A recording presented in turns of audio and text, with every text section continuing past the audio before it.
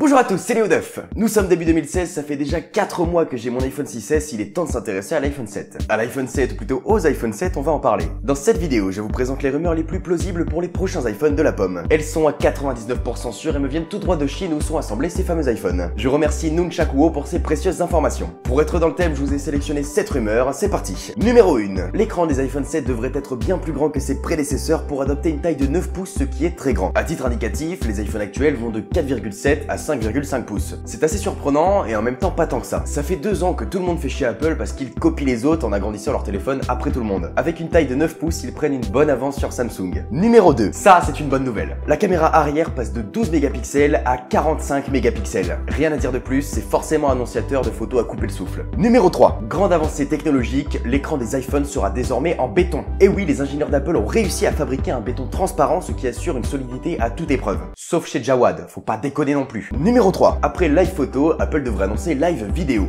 Même principe, sauf que cette fois, ça devrait être les vidéos qui s'animent. J'ai hâte de voir ça. Numéro 5. Selon Apple, le mode économie d'énergie ne suffisait pas. D'après de sources sûres, il devrait présenter un mode Ultra Supra Power Battery Mode. Cette fonction éteindrait le téléphone afin de fortement économiser la batterie. Numéro 6, et on approche de la fin de cette vidéo. Le Touch ID étant trop peu sécurisé, la firme à la pomme a trouvé un moyen approuvé par le FBI pour déverrouiller son téléphone avec le menton. Comme ça. Une nouvelle surprenante qui ne devrait ravir que les frères Bogdanov. Et la dernière rumeur de la vidéo est la suivante. Encore une fois d'après une source très fiable. Il paraîtrait que putain vous me faites chier avec vos rumeurs. Oui, tout ce que j'ai dit dans cette vidéo est totalement faux. Sauf la numéro 7 et la numéro 4 apparemment ça c'est vrai. Bordel, on est en janvier, ça fait 4 mois que l'iPhone 6S est sorti. Le prochain sort en septembre. En septembre. Et il y a déjà une avalanche. Non, il faut pas utiliser ce mot en ce moment. De vidéos et d'articles sur les possibles nouveautés des prochains iPhones. Et après on va nous parler d'obsolescence programmée. Apple ils sont méchants, ils sortent trop vite des téléphones. Mais vous voulez aller plus vite que la physique, c'est la musique. Ta gueule. Ça fait des années qu'on parle d'un écran ultra résistant en saphir, des années qu'on parle d'une batterie qui surpasse tout, des années qu'on parle d'un écran flexible. Forcément, ça arrivera un jour. Mais tous les ans, c'est retardé. Tous les ans, je connais toutes les nouveautés d'un iPhone avant même qu'il ne soit présenté. Même celles qui n'existent pas. Et après, tout le monde va te dire, putain, Apple, ils arrivent vraiment plus à surprendre, je suis choqué et déçu. C'est normal. C'est comme si t'avais téléchargé le dernier film de Tarantino avant d'aller le voir au cinéma, et qu'en sortant de la salle, tu dis, ouais, je suis assez perplexe, c'est du déjà vu. Et le pire, mais le pire, c'est les chaînes de télé ou du web qui croient à ces rumeurs et même le lendemain de la conférence te sortent des vidéos d'un iPhone en 8 dimensions. C'est des putains de concepts. C'est à cause de ces rumeurs que les gens et les médias ont cru que l'iPhone 5C était un téléphone low cost, ce qu'il n'est absolument pas. Résultat, le lendemain t'entendais c'est super cher pour un téléphone low cost quand même.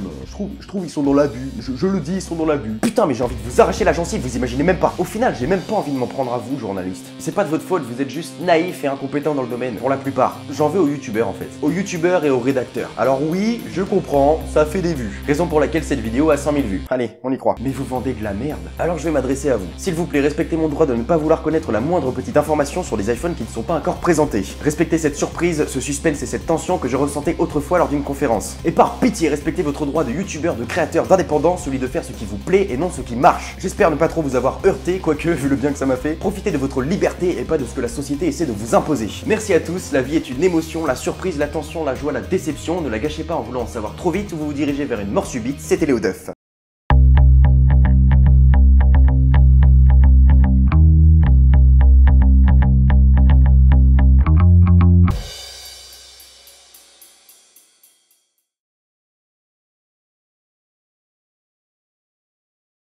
Putain, je suis énervé.